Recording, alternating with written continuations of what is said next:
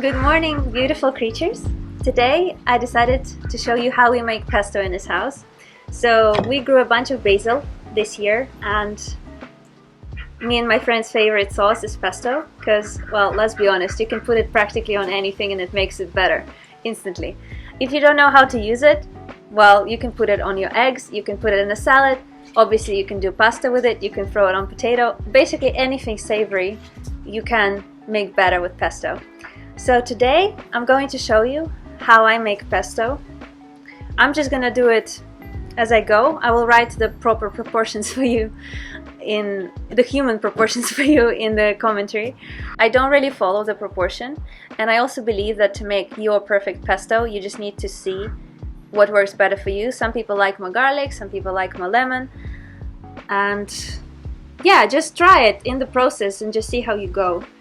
I use peanut butter instead of pine nuts because A, we don't really have pine nuts here, B, I just prefer peanuts. Nobody told me, but I tried, and it's actually really quite amazing. It's much creamier, it's really nice, and because I'm lactose intolerant, I don't put any cheese in, but you can add cheese if you want at the end of it.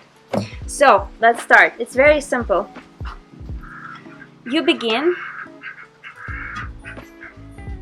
by picking up a bunch of basil. If you don't have basil growing in your garden, don't worry, just get some. Buy it in the market, supermarket, we're not gonna tell anyone. So you wash it, you dry it as best as you can, and you put a bunch of it in the dish where you're going to use your mixer on it.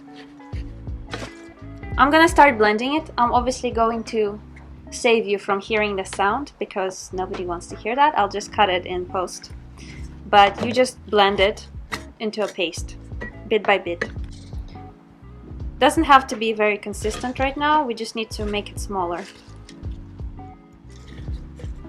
See, it looks like a lot of basil, but actually once you start doing it, it disappears very quickly. So don't be greedy, take a bunch of it. Once you jam your basil leaves into some kind of a paste, we can add other ingredients. Let's start with garlic. Garlic really depends on your preference. I normally put about a couple cloves, and that seems to be enough. So let's try to do the chef's trick when they crush the garlic with the knife. Always makes me feel very professional. Yay! See, here we go. Don't need to clean anything. Okay, now we just take the garlic, and it's completely out of its shell, which is amazing. It's actually much easier to do than you think, so try it, it's really fun. Okay, anyway, so the garlic is in. We can also put some lemon. I forgot a fork, but we can do it with a spoon.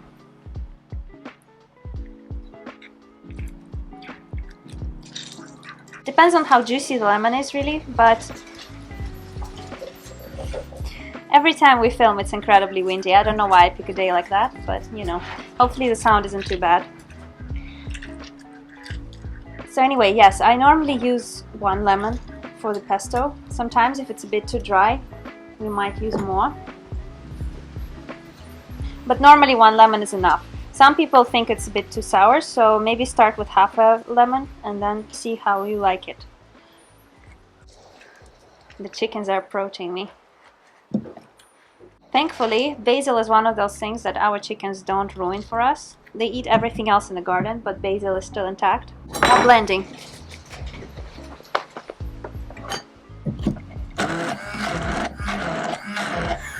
It's a bit easier now because we have some liquid in, so it's going to be more consistent. It already smells really nice. So let's just add some olive oil here and pray that this doesn't fall. Okay. We need quite a lot of olive oil, starting maybe from half a cup to like a cup of olive oil. Really depends on the quantity of your pesto.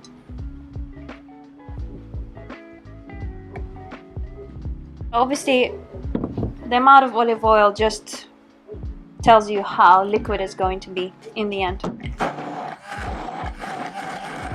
I also like to add mint to my pesto, just because I like adding mint into anything I possibly can.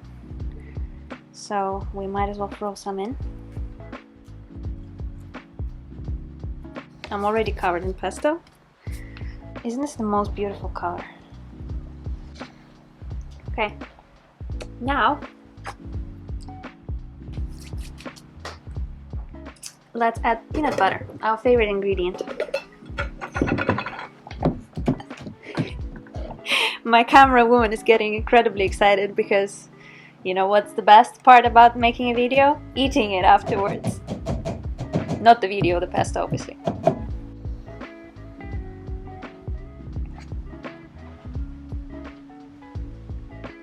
So I would say amount of peanut butter just depends on how nutty you like your pesto or anything for that matter.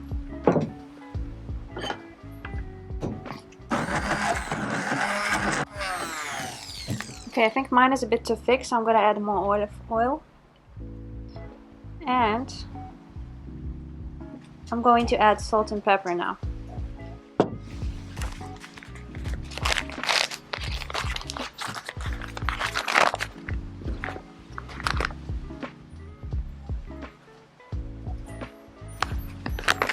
Very great to put salt and pepper with the wind. It all flies off.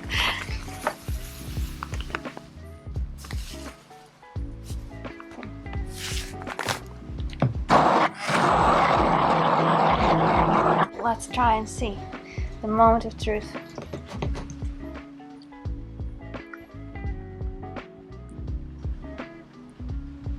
Yeah, I definitely want to add more lemon and salt.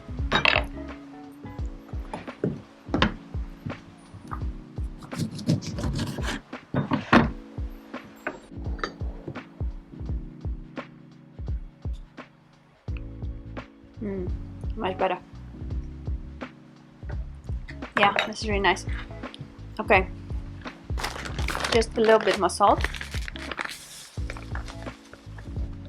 a tiny bit of pepper, and we're gonna be done.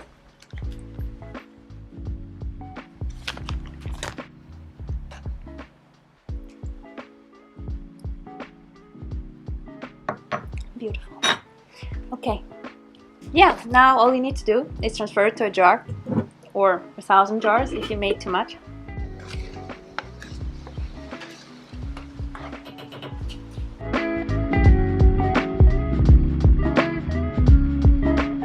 So my darlings, I hope you make the pesto, and if you do, please let me know. I really want to know. And if you have any other cool recipes for pesto or other variations, also let me know. I'm out of breath because I was trying to catch a duck to show you, but look how cute she is. She's terrified right now, but don't worry. No ducks are hurt in the making of this video. Anyway guys, I hope you have a wonderful day, and I'll see you next time.